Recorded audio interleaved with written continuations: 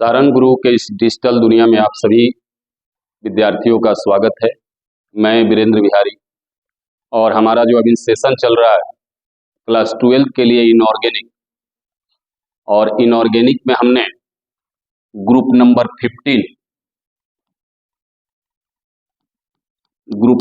15 का explanation, general characteristics और group number 15 के जो एलिमेंट्स हैं उनके हाइड्राइड, ऑक्साइड और हाइलाइट, इन तीनों का एक्सप्लेनेशन अपने प्रीवियस क्लास में कर दिया है।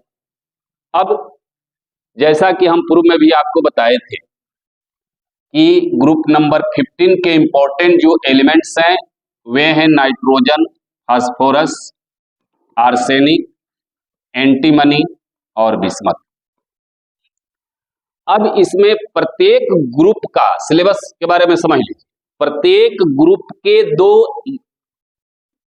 एलिमेंट और उसके इंपॉर्टेंट कंपाउंड्स के बारे में आपको एक्सप्लेन करना। पुनः बता दें, प्रत्येक ग्रुप के जो दो इंपॉर्टेंट एलिमेंट्स हैं उनका केमिस्ट्री आपको पढ़ना है। 16 ग्रुप में भी हम जाएंगे तो ऑक्सीजन, सल्फर की बात करेंगे मुख्य रूप से। तो अब nitrogen, phosphorus, arsenic, antimony, bismuth में आपको नाइट्रोजन और फास्फोरस इसके केमिस्ट्री को विशेष रूप से आपको जानना है। इस बात को आप ध्यान में रखिएगा। अब सबसे पहला ये आता है नाइट्रोजन। जरा जान लें नाइट्रोजन। तो आप प्रीवियस क्लास में जानते हुएगा, एक कॉमन से चीज है कि नाइट्रोजन का जो ऑकरेंस है स्पेस में, जो एटमॉस्फेयर में यह 78% मौजूद है। 78% आपका नाइट्रोजन है। एयर का कॉम्बिनेशन जो है एटमॉस्फेयर में 78% नाइट्रोजन गैस। अब इसको हम प्रिपेयर्ड कैसे करेंगे? प्रिपरेशन की यदि हम बात करें, ध्यान से समझिएगा, प्रिपरेशन की यदि हम बात करें तो नाइट्रोजन गैस को प्रिपेयर्ड कैसे किया जाता है? तो नाइट्रोजन गैस ये खासकर कमर्शियल, इसका बहुत ज्यादा उपयोग है नाइट्रोजन का कमर्शियल रूप में। किस रूप में है जरा आपको हम बता दें कि नाइट्रोजन का एक इंपॉर्टेंट कंपाउंड होता है अमोनिया, NH3, जो इंडस्ट्रियली बहुत महत्वपूर्ण है। अमोनिया जो है औद्योगिक रूप से बहुत ही महत्वपूर्ण चीज है। और अमोनिया का एक डेरिवेटिव अमोनियम क्लोराइड, ये भी उतना ही महत्वपूर्ण है। अमोनिया और अमोनियम क्लोराइड, इन दोनों को प्रिपेयर्ड आप नाइट्रोजन से करोगे, यानी नाइट्रोजन रॉ मटेरियल है अमोनिया के लिए, अमोनियम क्लोराइड के लिए औद्योगिक रूप से। तो औद्योगिक रूप से हम प्रिपरेशन कैसे करते हैं नाइट्रोजन का? औद्योगिक रूप से कमर्शियल प्रिपरेशन कैसे किया जाता है? तो कमर्शियल प्रिपरेशन हम इसका करते हैं एयर से। एयर से, अब कहिएगा कि एयर से कैसे आप नाइट्रोजन को प्रिपेयर कर लीजिएगा। एयर जो है आपका एटमॉस्फेयर है, तो इस एयर में तो डिफरेंट टाइप के गैस हैं, डिफरेंट टाइप के गैस है। नाइट्रोजन है, ऑक्सीजन है, हीलियम है, कार्बन डाइऑक्साइड गैस है। बहुत सारे गैसों का कॉम्बिनेशन, एक होमोजेनियस मिक्सचर है, सॉल्यूशन है एक एयर। इसको सेपरेट कैसे करोगे? तो सेपरेट कैसे करोगे वो आपको हम बता देते हैं। तो हम करते क्या है कि एयर को लिक्विफाइड किया जाता है। एयर को लिक्विफाइड किया जाता है लिक्विफिकेशन मेथड के द्वारा। आपको बखूबी मालूम होगा मेरे प्यारे बच्चों कि गैस को भी लिक्विफाइड किया जा सकता है। गैस को लिक्विफाइड कैसे करोगे? तो टेम्परेचर को कम करके, टेम्परेचर को कम करके या प्रेशर को बढ़ा करके, ध्यान से समझिएगा, प्रेशर को बढ़ा करके आप गैस को लिक्विफाइड कर सकते हो। तो सबसे पहले एयर का हम लिक्विफिकेशन करते हैं, उसको लिक्विफाइड करते हैं। अब ये जो लिक्विफाइड एयर होगा, लिक्विफाइड एयर जो होगा, जरा ध्यान समझना, ये जो लिक्विफाइड एयर होगा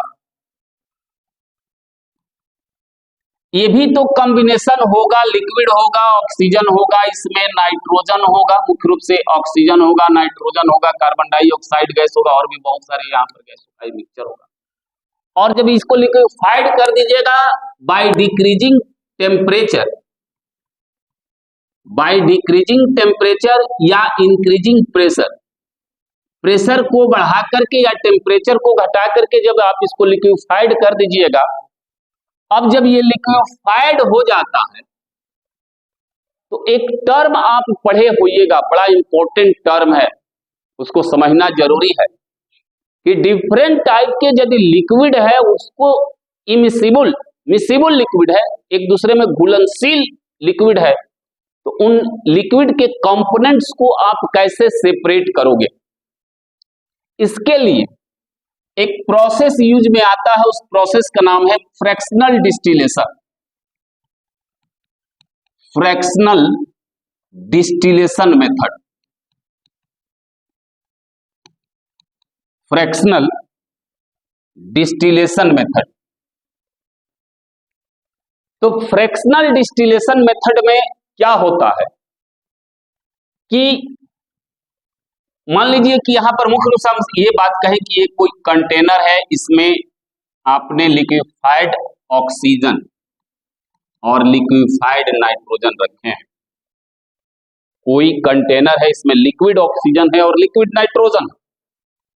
यदि इन दोनों का और दोनों एक दूसरे में घुलनशील है, दोनों एक दूसरे में घुलनशील है, ये दोनों द्रव है, दोनों लिक्विड है, एक दूसरे में घुलनशील है, यह एक होमोजेनियस मिक्सचर है, द्रव है। अब इसको हम फ्रैक्शनल डिस्टिलेशन करते हैं तो क्या करते हैं कि ये दोनों जब लिक्विड है, ये दोनों लिक्विड है, जरा ध्यान से बात को समझिएगा, फ्रैक्शनल डिस्टिलेशन मेथड होता क्या है। जब दोनों लिक्विड है और इस कंटेनर को यदि हम हीट करते हैं तो दोनों लिक्विड है तो दोनों का बॉइलिंग पॉइंट जो होगा वह डिफरेंट होगा, अलग अलग होगा।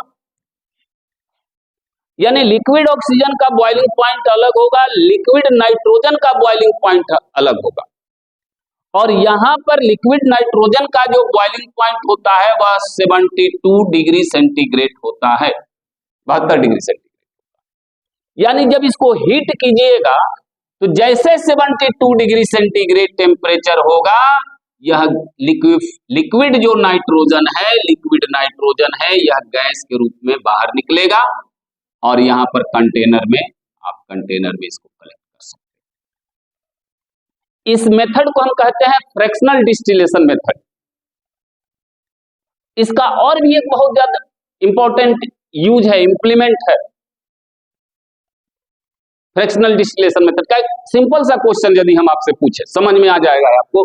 इस फ्रैक्शनल डिस्टिलेशन मेथड का यूज आप अपने लाइफ में भी करते हैं। अब सुनिए, फ्रैक्शनल डिस्टिलेशन को और हम बढ़िया से समझा रहे हैं, आप समझ जाइएगा। मान लीजिए कि कोई कंटेनर है और इस कंटेनर में आपने रखा है अल्कोहल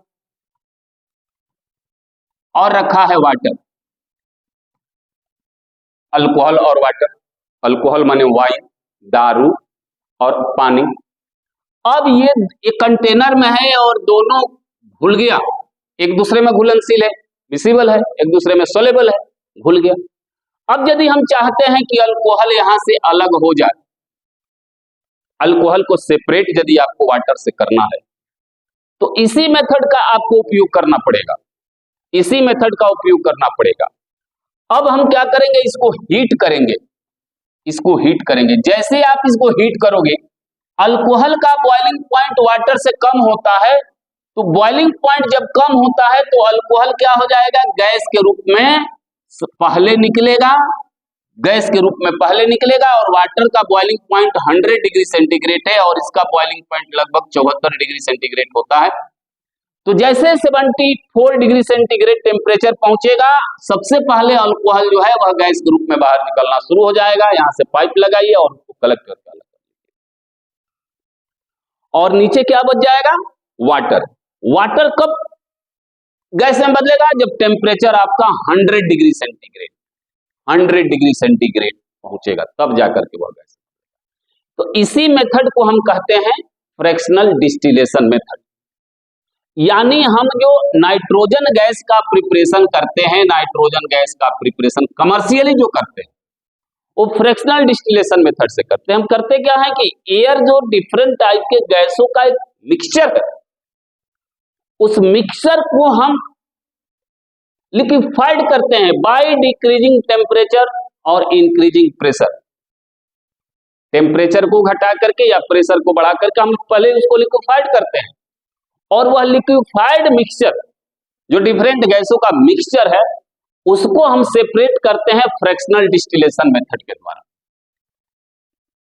बहुत महत्वपूर्ण प्रोसेस है फ्रैक्शनल डिस्टिलेशन मेथड। अल्कोहल के प्रिपरेशन में इसका उपयोग होता है।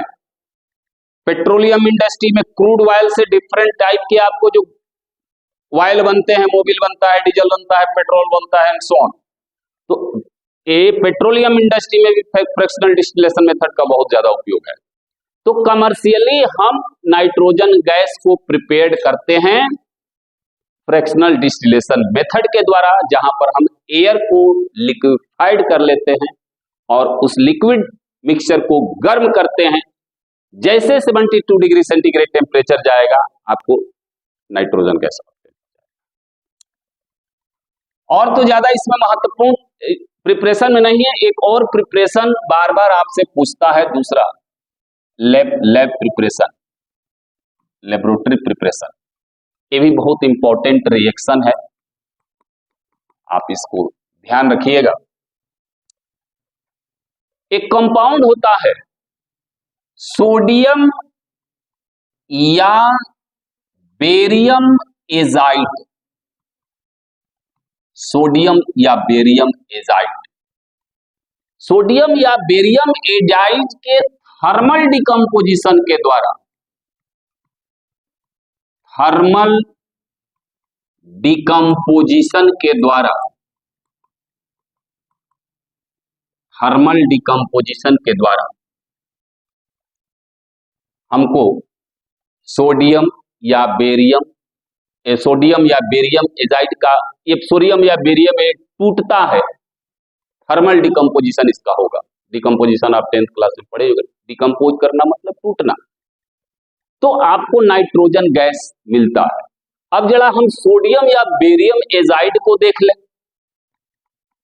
तो सोडियम या बेरियम एजाइड, देखिए जरा हम कंपाउंड को लिख दे। सोडियम और बेरियम तो आप जानते हो, ये सोडियम है Na+ सोडियम आयन, और एक बड़ा इंपॉर्टेंट एनायन होता है एजाइड आयन।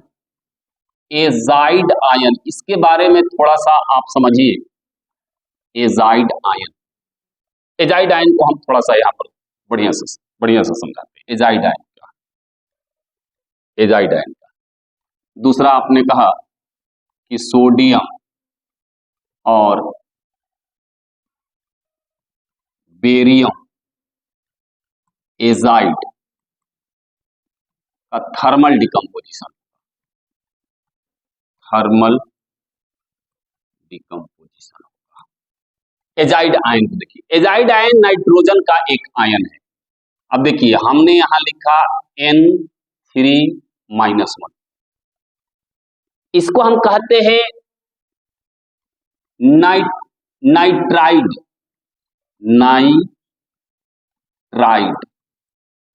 Nitride ion. जैसे क्लोराइड, ऑक्साइड, उसी तरीके से IDE वाला यहां पर बनता है। और NO3-1 को हम बोलते हैं नाइट्रेट, ATE वाला बना नाइट्रेट। और N3-1 को, इस आयन का नाम होता है azide ion. Azide ion competition वाले भी जरा इसको विशेष रूप से ध्यान रखना। एजाइड आयन, एजाइड आयन का बहुत बार केमिस्ट्री भी पूछा है एजाइड आयन के बारे में। तो अब यदि हम फॉर्मूला लिखना चाहें सोडियम या बेरियम एजाइड का, तो ये हो गया सोडियम +1 और N3-1, यानी इसका फॉर्मूला हो जाएगा सोडियम एजाइड का NaN3। ठीक है। और यदि हम बेरियम एजाइड को लिखना चाहें तो Ba2+, सेकेंड ग्रुप का एलिमेंट है बेरियम, और N3-1, यानी ये हो जाएगा Ba1। तो Ba1 को तो इसे लिखा नहीं जाता है, लिखने के तरीके के अनुसार Ba और N3 का होल ट्वाइस। ये फार्मूला हो गया सोडियम एजाइड का और ये हो गया बेरियम एजाइड का।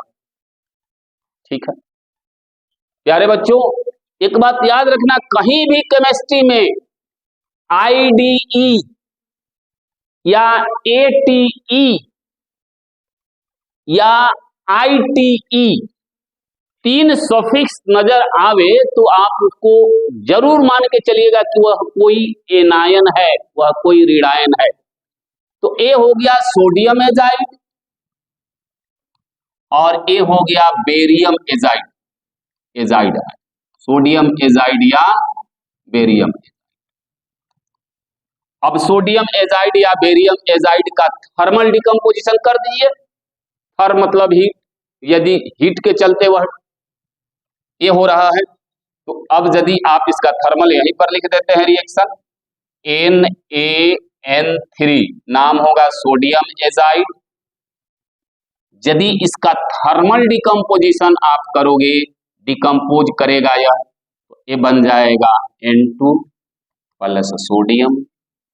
यदि बेरियम एजाइड का आप कर रहे हो, BaN3 का होल ट्वाइस, बहुत बार ये रिएक्शन इंपॉर्टेंट रिएक्शन है, ये इसका थर्मल डिकम्पोजिशन होगा, तो ये बन जाएगा N2 + बेरियम। तो ये हो गया नाइट्रोजन का प्रिपरेशन लैब, सोडियम या बेरियम एजाइड के थर्मल डिकम्पोजिशन के। कोई प्रॉब्लम? चलिए अब हम बात कर लें इसके फिजिकल प्रॉपर्टीज के बारे में। फिजिकल प्रॉपर्टीज के बारे में बात कर ले। एक बात आपको बता दें कि प्रत्येक ग्रुप का जो एलिमेंट आप पढ़ोगे जनरल कैरेक्टरिस्टिक के बाद, तो उनका preparation, commercial preparation, lab preparation, physical property, chemical property और यूजेस, हर एक टॉपिक में आपको पढ़ना। अब इनके फिजिकल प्रॉपर्टी के बारे में पढ़ लें। तो फिजिकल प्रॉपर्टी के बारे में आपको नाइट्रोजन के बारे में बताना क्या है, आप हमको लगता है कि सब कुछ जानते होइएगा। अब कहिएगा कि सर कैसे सब कुछ जानते हैं? नाइट्रोजन जो है यह एयर में पाया जाता है, सब कुछ यहीं से आप बता दीजिए, और एयर में ये 78% है ना। तो अब यह क्या है? गैस है, इसमें तो कहीं कोई कंफ्यूजन नहीं। अब एयर में है, यदि इसका कलर रहता और 78% है, इसका मतलब हमारा क्या होता? रंगीन होता हवा, यानी इसका कोई कलर नहीं है। यदि कलर्ड रहता यह नाइट्रोजन 78% अकेले है, तो आपका एयर क्या होता? कलर्ड हो जाता, हरियर पियर हो जाता। लेकिन आपका कलरलेस है एयर, इसका मतलब ये हो गया यह कलरलेस है। यदि इसमें कोई स्मेलिंग वगैरह रहता, कोई गंध रहता, तो आपका एयर का भी कोई गंध होता। इसका कोई एयर का कोई गंध होता नहीं है, इसका मतलब ये हो गया कि यह ऑर्डरलेस है, ऑर्डरलेस है। ठीक है। अब देखिए, यदि यह आप नाइट्रोजन है, सांस लेते हैं, तो यदि नाइट्रोजन सबसे अधिक है, इस बात को ध्यान रखना, सांस लेते हैं तो ऑक्सीजन के साथ नाइट्रोजन ही आप इनहेल करते हैं। यदि यह टॉक्सिक रहता, विषैला रहता, तो सब आदमी मर जाता, सब जीव जंतु मर जाता, क्योंकि एयर लेगा वह इनहेल करेगा, एयर को इनहेल करता है और उसमें नाइट्रोजन है, यानी यह नॉन टॉक्सिक है। नॉन टॉक्सिक, कोई विषैला नहीं है, कोई हानिकारक नहीं है। ये सारी बातें हो गई इसके फिजिकल प्रॉपर्टीज के बारे में। गैस है, कलरलेस है, अडरलेस है, नॉन टॉक्सिक है, कोई विषैला चीज। अब जरा हम बात कर ले इसके केमिकल प्रॉपर्टीज के बारे में। ज्यादा कुछ नहीं आपको नाइट्रोजन के बारे में पढ़ना है, कारण आपको बता देते हैं केमिकल प्रॉपर्टीज के बारे में। यानी यह रिएक्शन कैसा शो करता है। केमिकल प्रॉपर्टी का मतलब यह रिएक्शन कैसा शो करता है, आप संक्षेप में यही समझिए कि यह रिएक्शन के बारे में। तो रिएक्शन कैसा शो करता है, रिएक्शन कैसा शो करता है। तो रिएक्शन जो है, किसी भी कंपाउंड का रिएक्शन जो है या किसी भी एलिमेंट का जो रिएक्शन है वो डिपेंड करता है उसके बॉन्डिंग पर। यदि एटम के बीच में बॉन्डिंग कमजोर है तो रिएक्शन ज्यादा करेगा। यदि मॉलिक्यूल में एटम के बीच में बॉन्डिंग मजबूत है, रिएक्शन कम करेगा। सिंपल सी बात। अब जरा देखिए, नाइट्रोजन के बारे में यदि हम कहें, नाइट्रोजन के बारे में यदि हम कहें तो अब ये है आपका नाइट्रोजन। स्ट्रक्चर जरा देख लीजिए बाबू। नाइट्रोजन नाइट्रोजन के बीच में ट्रिपल बॉन्ड होता है।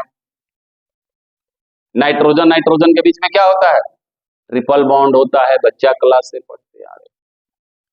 तो जब ट्रिपल बॉन्ड होता है तो क्या इस बॉन्ड को तोड़ना आसान है?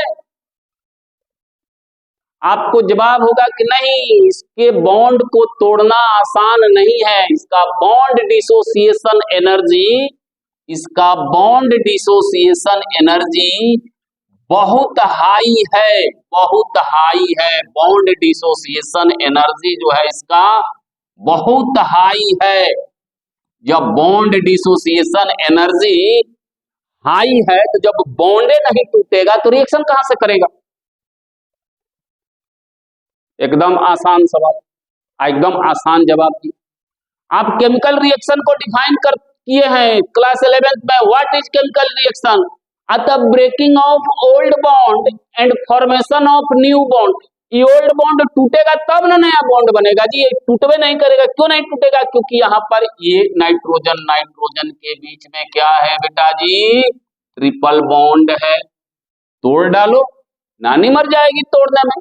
इसका बॉन्ड डिसोसिएशन एनर्जी बहुत ज्यादा है। जब बॉन्ड डिसोसिएशन एनर्जी ज्यादा है इसलिए यह बहुत ही लेस रिएक्टिव है, बहुत ही लेस रिएक्टिव, न के बराबर रिएक्शन करता। तो एक सवाल आपसे क्वेश्चन ये पूछता है कि why nitrogen is less reactive.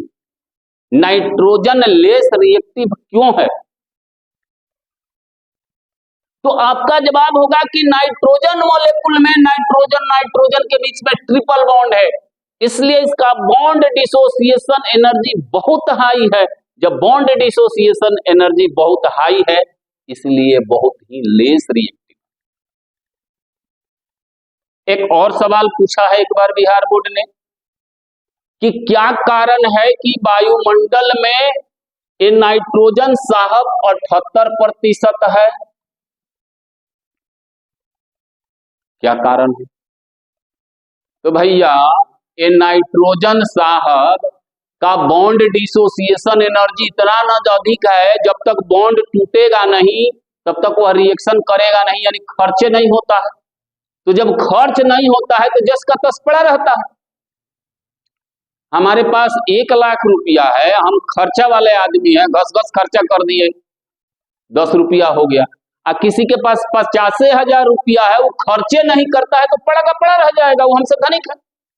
Same case है, नाइट्रोजन बहुत लेस रिएक्टिव है, ये खर्च रिएक्शन नहीं करता है। जब रिएक्शन नहीं करता है तो जितना है उतना पड़ा हुआ। इसीलिए नाइट्रोजन जो है एटमॉस्फेयर में सबसे ज्यादा पाया जाता है। अब कहिएगा कि अब तो नाइट्रोजन आपका रिएक्शन करता नहीं है, तो हमने तो ये नहीं कहा कि रिएक्शन करता ही नहीं है।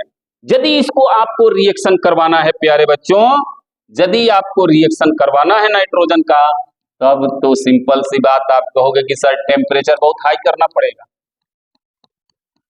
हाई टेम्परेचर पर यह रिएक्शन करता है, कुछ मेटल के साथ, कुछ मेटल के साथ हाई टेम्परेचर पर यह रिएक्शन करता है कुछ मेटल के साथ।